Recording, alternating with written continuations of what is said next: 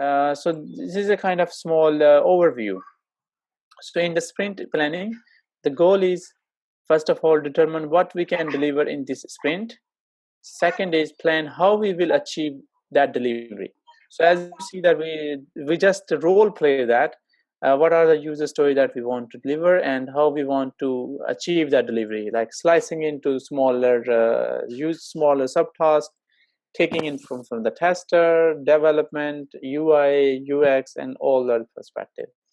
And the attendees are the Scrum team. So luckily we had all our roles.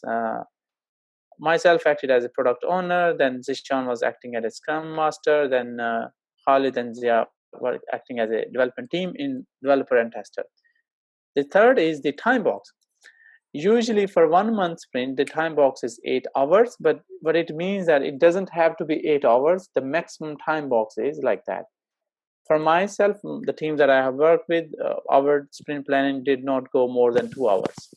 Even sometimes we have finished it in literally 30 minutes, because our sessions were so refined that we just picked and then decided it. The third is the approach is to split the meeting into two parts, what we want to develop, and the second is how we want to develop. And at the end of the day, the objective of the sprint planning meeting is that we have a sprint goal that we want to what we want to achieve as a team, and then we have a sprint backlog, the backlog that Zishan was just showing. And then afterward, the next day we start regularly with our so here we see we have the backlog.